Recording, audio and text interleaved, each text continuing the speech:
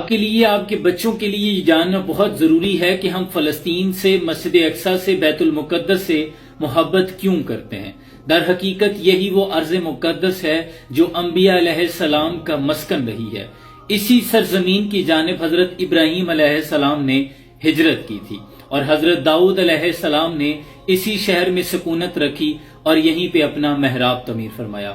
حضرت سلیمان علیہ السلام بھی اسی شہر میں موجود تخت پر بیٹھ کر پوری دنیا پر حکومت کیا کرتے تھے۔ حضرت سلیمان علیہ السلام کا وہ چونٹیوں کا واقعہ، جب ایک چونٹی نے حضرت سلیمان علیہ السلام کے لشکر کے آنے پر اپنی ساتھی چونٹیوں سے کہا تھا کہ اپنے بلوں میں گھس جاؤ، وہ واقعہ بھی اسی فلسطین کے شہر اسکلان میں پیش آیا، جس کا نام بعد میں وادی نمل، چونٹیوں کی وادی رکھ دیا گیا۔ حضرت زکریا علیہ السلام نے بھی فلسطین اسی ارض مقدس میں سکونت رکھی اور اپنا محراب تعمیر فرمایا۔ یہی وہ ارض مقدس ہے جس کے بارے میں حضرت موسیٰ علیہ السلام نے اپنے ساتھیوں سے کہا تھا کہ اس شہر میں داخل ہو جاؤ۔ اس شہر کو ارض مقدس اس لیے انہوں نے کہا کیونکہ یہ شرک سے پاک تھا اور انبیاء علیہ السلام کا مسکن اور ان کی سرزمین تھی۔ یہی وہ ارض مقدس ہے جہاں حضرت بی بی مریم سلام اللہ کے ہاں حضرت عیسیٰ علیہ السلام کی ولادت ہوئی۔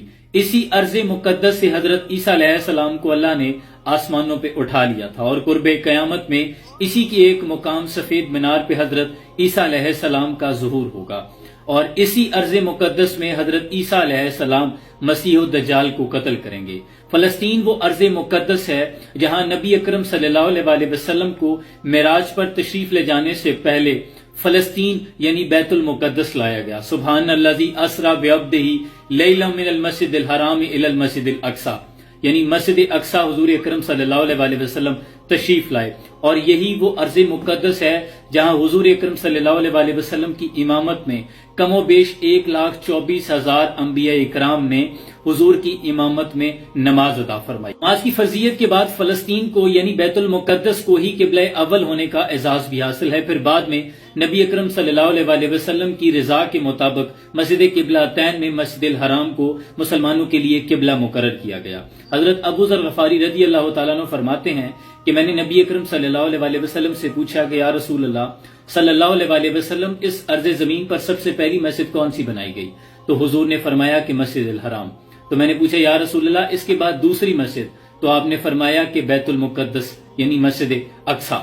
اور پھر میں نے پوچھا کہ یا رسول اللہ ان دونوں کے درمیان کتنا وقفہ ہے؟ تو آپ نے فرمایا کہ 40 سال۔ اکرم صلی اللہ علیہ وسلم کے وصال کے بعد حضرت ابو بکر صدیق کو فتنہ ارتداد اور دیگر کئی مسائل کا سامنا تھا، جن سے نپٹنے کے لیے آپ کو عسکری اور افرادی قوت کی اشد ضرورت ہونے کے باوجود آپ نے حضور اکرم صلی اللہ علیہ وسلم کا تیار کردہ لشکر فلسطین کی جانب روانہ کر دیا تھا، جو فلسطین کی اہمیت کو اجاگر کرتا ہے۔ پھر اسلام کے سنہری دور فاروقی دور کے اندر حضرت عمر کا تمام علاقے اور دنیا کی دوسری فتوحات کو چھوڑ کر فلسطین کی فتح کے لیے خود آنا اور یہاں آ کر نماز ادا کرنا اس شہر کی فضیلت کو واضح کرتا ہے۔ المقدس کا نام قدس قرآن کے نازل ہونے سے پہلے تک تھا اور قدس اس کے نام کی اہمیت کو واضح کرتا تھا، دوسرے تمام شہروں سے اسے فضیلت بخشتا تھا، لیکن جب قرآن نازل ہوا تو پھر اس کا نام مسجد اقصی رکھ دیا گیا اور اس شہر کو رومیوں کے جبر و استبداد سے بچانے کے لیے تقریباً 5,000 صحابہ کرام نے شہادتیں دی ہیں اور شہادت کا یہ باب آج تک بند نہیں ہوا، آج بھی جاری و ساری ہے۔ فلسطین کی عظمت کا اندازہ اس بات سے بھی لگایا جا سکتا ہے کہ یہاں ادا کرنے والی نماز کا ثواب 500 گنا دوسری نمازوں سے زیادہ ہے۔ اس لیے ہم کہتے ہیں کہ قدس ہمارا دل ہے اور ہمارے دل قدس کے ساتھ ہیں، اور بیت المقدس نبی اکرم صلی اللہ علیہ وسلم، حضرت عمر فاروق اور سلطان صلاح الدین ایوبی کی جانب سے ہمارے لیے تحفہ ہے۔ یہ ہماری غیرت اور عزت کی علامت ہے، ہم اس کے 1 انچ حصہ سے بھی دستبردار نہیں ہوں گے۔ اللہ قدس کی رونقیں بحال رکھے اور اس کی جانب میلی آنکھوں سے دیکھنے والوں کو نیست و نابود فرما دے۔ سلام پہنچے۔